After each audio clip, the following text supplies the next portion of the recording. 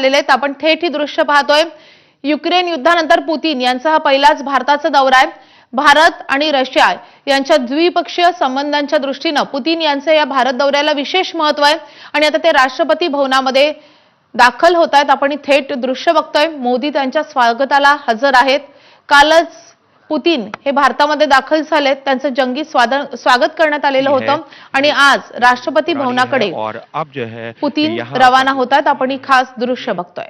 काफी महत्वपूर्ण से और क्योंकि अब हम राष्ट्रपति भवन में है जहां पर सेरेमोनियल फंक्शन हो रहा है, तो राष्ट्रपति पहुंच चुकी हैं, प्रधानमंत्री पहले पहुंच चुके थे और अब जो है अगुवाई के लिए पूरी तरीके से तैयारी हो चुकी है।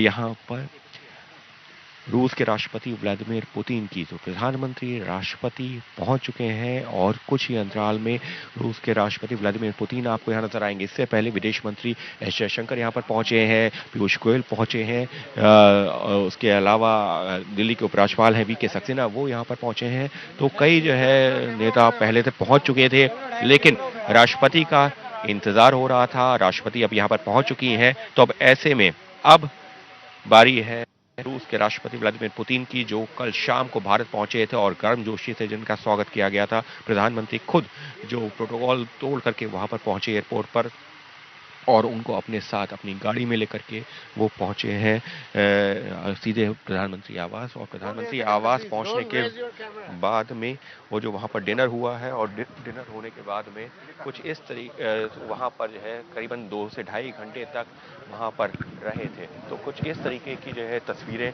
इस वक्त राष्ट्रपति भवन में, जहां पर रूस के राष्ट्रपति व्लादिमीर पुतिन के स्वागत के लिए जो सेरेमनी है वो यहाँ तर पुतिन यांच्या आजच्या दिवसाच्या या सगळ्या कार्यक्रमाबद्दल माहिती देण्यासाठी आपले प्रतिनिधी सोमेश कोलगे आपल्या सोबत आहेत। सोमेश, पुतिन यांचा आजचा दिवस अतिशय व्यस्त कार्यक्रम आहे आणि राष्ट्रपती भवनामध्ये पुतिन दाखल होत आहेत। आता यापुढे कसा कार्यक्रम असणार आहे त्यांचा दिवसभर? हम सब लोग पहुंच चुके थे, लेकिन जो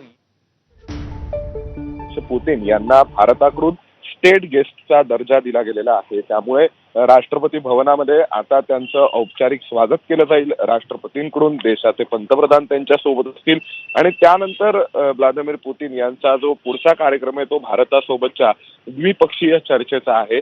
या चर्चेदरम्यान भारतासोबत रशियाचे जे विविध करार होणार आहेत त्यामध्ये विशेषतः रेलोजचं अग्रीमेंट आहे, reciprocal engagement of logistical support, त्या संदर्भामध्ये जो डिफेन्सशी संबंधित जो लॉजिस्टिकल सपोर्ट आहे तो रेसिप्रोकली म्हणजे एकमेकांना एक दुसऱ्यांच्या देशाचा वापरता येणार आहे।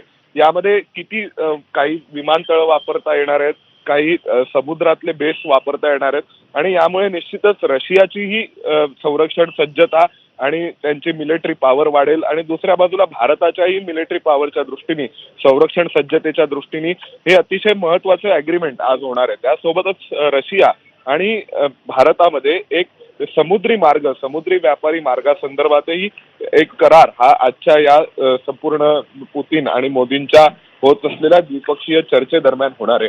त्यामुळे हे 2 प्रमुख करार आहेत। त्या व्यतिरिक्त सुखोई विमानांच्या अद्ययावत तंत्रज्ञानाच्या अदलाबदली संदर्भातील काही करार आहेत, त्यासोबत काही शस्त्रास्त्र, काही वेपनरीजच्या संदर्भातले महत्त्वपूर्ण करार आहेत आणि या सगळ्या सोबतच राष्ट्राध्यक्ष पुतिन हे विशेष म्हणजे रशिया युक्रेन युद्धानंतर आणि सर्व पाश्चिमात्य देशांनी, अमेरिकेने त्यांच्यावर बहिष्कार घातलेला असताना, प्रतिबंध लावलेले असताना त्यांच्या सोबत भारत ज्या प्रकारे रशिया युक्रेन युद्धादरम्यानही रशिया सोबत राहिला, भारतावरही प्रचंड दबाव हा इतर सर्व देशांकडून असताना सुद्धा भारताने कच्च्या तेलाची खरेदी देखील सुरू ठेवली। त्यामुळे या सगळ्या पार्श्वभूमीवर भारतानेही आपली मैत्री रशियासोबत अत्यंत कठीण काळात निभावली होती आणि दुसऱ्या बाजूला जर आपण पाहिलं तर आता एक अशी घटना घडते की ज्यावेळी भारत हा तथाकथित आंतरराष्ट्रीय संस्था किंवा अमेरिका केंद्रित जगाचा जो नॅरेटिव्ह आहे त्यापासून वेगळा निघून एक आपला स्वतंत्र अलिप्ततावादी धोरणाचा नॅरेटिव्ह संपूर्ण जगासमोर उभा करतोय आणि मग त्यामध्ये भारताने तालिबानच्या परराष्ट्र मंत्र्यांना मुत्ताकी यांचं भारतामध्ये स्वागत केलं। संयुक्त राष्ट्रांनी त्यांना डेझिग्नेटेड टेररिस्ट म्हणून डिक्लेअर केलेलं होतं। तर दुसऱ्या बाजूला आज व्लादिमीर पुतिन हे भारतामध्ये येत आहेत की ज्यांच्या विरोधामध्ये सुद्धा इंटरनॅशनल कोर्टाने वॉरंट जारी केलेलं होतं रशिया युक्रेन युद्धात घडलेल्या काही गुन्ह्यांचा दाखला देत, तर त्यांनाही भारत हा ताठ मानेने आणि बेदरकारपणे त्यांचं स्वागत करतोय, इतर कोणाची तमा न बाळगता किंवा इतर जगाला काय वाटेल याची पर्वा न करता. तर त्याचसोबतच जर भारताच्या दृष्टीने आणखीन एक महत्वाचा मुद्दा लक्षात घ्यायचा तर तो म्हणजे नरेंद्र मोदी हे गेल्या वर्षी रशियाला गेलेले होते आणि त्यांनी तिथे जाऊन तिथल्या शिखर परिषदेमध्ये सहभाग घेतला होता. रशियाचे परराष्ट्र मंत्री हे भारतात गेल्या वर्षी आले होते. त्यामुळे रशिया भारताचे संबंध हे जगाने काही निर्णय केलेला असला रशिया युक्रेन युद्धाच्या पार्श्वभूमीवर तरी सुद्धा ते स्थिर होते आणि अमेरिका केंद्रित जे जग आहे त्या जगापासून एक वेगळा नरेटिव्ह, मग शेख हसीनांना भारतामध्ये आश्रय देणं असेल, मग शेख हसीनांच्या विरोधात जरी आंतरराष्ट्रीय न्यायालयाने बांगलादेशमध्ये त्यांना शिक्षा सुनावलेली असली तरी सुद्धा भारताने शेख हसीना यांना भारतात आश्रय देण्याचा निर्णय घेतला किंवा त्यांना आश्रय दिलेला आहे. त्यामुळे शेख हसीना, त्यानंतर तालिबानचे परराष्ट्र मंत्री आणि आता थेट रशियाचे राष्ट्राध्यक्ष व्लादिमीर पुतीन या माध्यमातून भारताच्या परराष्ट्र धोरणाचेही जे नवे संकेत आहेत ते सुद्धा आपल्याला पाहायला मिळत आहेत. ते म्हणजे की ज्या पद्धतीने अमेरिका केंद्रित आंतरराष्ट्रीय संस्थानं आणि त्यांचे नरेटिव्ह या व्यतिरिक्त स्वतःचं अलिप्ततावादी धोरण भारताचं आणि त्या अलिप्ततावादी धोरणातून स्वतःच्या देशाचं हित जपताना सोबत केवळ कुणाच्या तरी आहारी न जाता किंवा कुणाच्या तरी पियर प्रेशरला बळी न पडता स्वतंत्रपणे आपलं धोरण उभं करणं, हे जे भारताने पूर्वीपासून आंतरराष्ट्रीय स्तरावरती भूमिका घेतल्या होत्या त्याचाच एक प्रकार असा आपण म्हणू शकतो. आता आजच्या या संपूर्णमध्ये आणखीन एक सर्वात महत्वाचा करार होणार आहे तो म्हणजे अणुऊर्जे संदर्भातला असेल की जे स्मॉल मॉड्युलर रिएक्टर्स आहेत ते रशियाकडून भारताला देण्यासंदर्भात आणि भारतातील ज्या अणुऊर्जेशी संबंधित प्लांट्स आहेत त्या प्लांट्सवर रशिया हे स्मॉल मॉड्युलर रिएक्टर्स उभारणार आहे. म्हणजे याचा परिणाम म्हणून जी अणुभट्टी सध्या खूप मोठ्या प्रमाणावर उभारावी लागते तर ती छोट्या प्रमाणात कमी जागेत कमी स्केलवर सुद्धा अणु ऊर्जेचं उत्पादन करता येऊ शकतं. अशा स्वरूपाचं तंत्रज्ञान रशियाकडे आहे जे भारताला मिळेल आणि त्यामुळे भारताला परमाणु ऊर्जेच्या क्षेत्रात सुद्धा अणु ऊर्जेच्या क्षेत्रात सुद्धा मोठी झेप घेता येईल. त्यासाठी एक महत्वाचा करार हा आज होणार आहे आणि त्यासोबत जो परस्पर लॉजिस्टिकल सपोर्टचा करार आहे त्याशिवाय भारताची यंत्रसामग्री, भारताची जी रसायनं आहेत, भारताचं अन्नधान्य आणि औषध याचा एक्सपोर्ट रशियाला वाढवणं हा देखील या संपूर्ण करारादरम्यान एक महत्वाचा भाग असेल. कारण अमेरिकेने सुरू केलेल्या टेरिफ वॉर नंतर भारतातील फळभाज्या असतील, भारतातील असंख्य ज्या निर्यातीतल्या गोष्टी होत्या सततच्या त्याच्यावर खूप मोठ्या प्रमाणावर नकारात्मक परिणाम झालेला होता. त्यामुळे रशियाच्या निमित्ताने एक नवी बाजारपेठ भारतीय उत्पादकांना ओपन होऊ शकते की जी ट्रम्प यांच्या निर्णयांमुळे बंद झाली होती.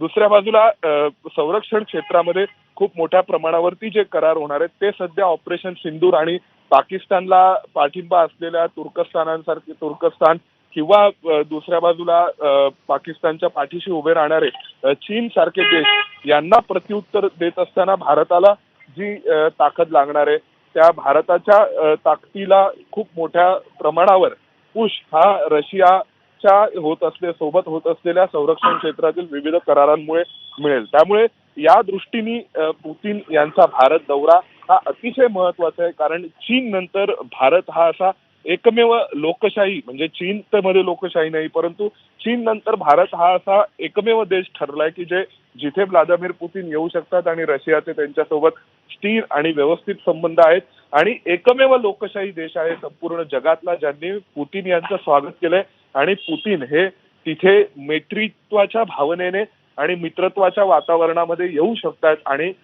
भारतासोबत ते काही विषयांवरती भागीदारी करण्याबाबत करार करू शकतात. त्यामुळे या सगळ्या पार्श्वभूमीवर देखील रशिया आणि भारताची जुनी मैत्री, मग ती नेहरूंपासूनची मैत्री, इंदिरा गांधींच्या काळातील रशिया आणि भारताची मैत्री असेल किंवा तिथपासून ते आतापर्यंत पुतीन यांच्या काळात अटल बिहारी वाजपेयींनी जेव्हा मॉस्को समिटला गेले, गुजरातचे मुख्यमंत्री असताना नरेंद्र मोदी रशियामध्ये गेलेले होते, तिथपासून ते आतापर्यंतच्या या संपूर्ण मैत्रीच्या प्रवासामध्ये कुठेही रशिया भारतात खंड पडलेला नाहीये मैत्रीच्या दृष्टीने.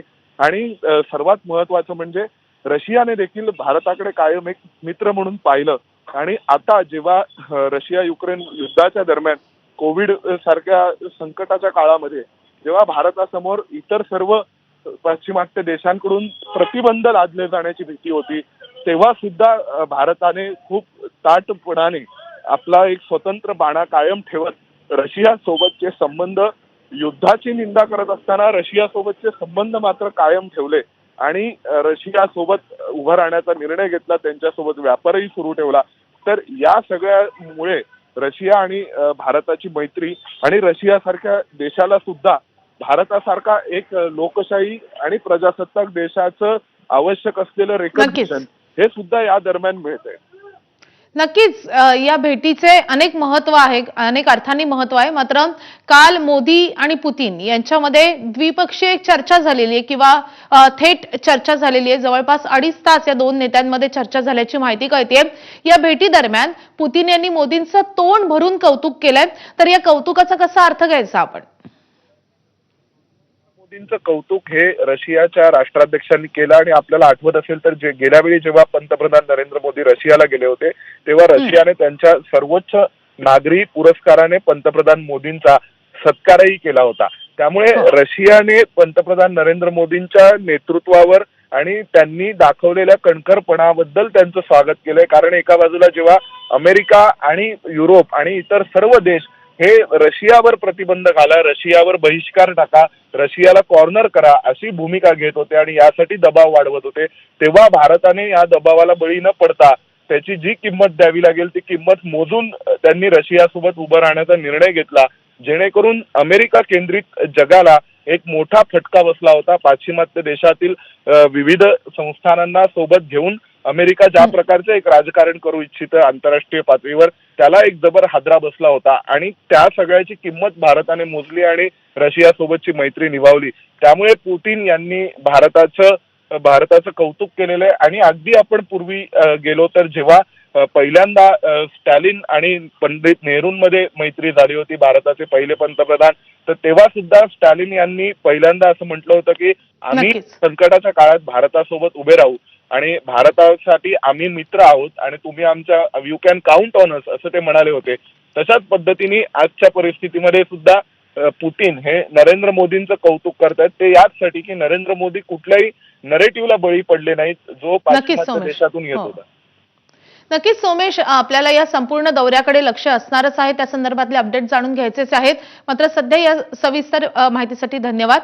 यानंतर JNUच्या रशिया आणि मध्य आशिया अध्ययन केंद्राच्या प्राध्यापिका डॉक्टर रश्मिनी कोपरकर आपल्यासोबत लाईव्ह आहेत.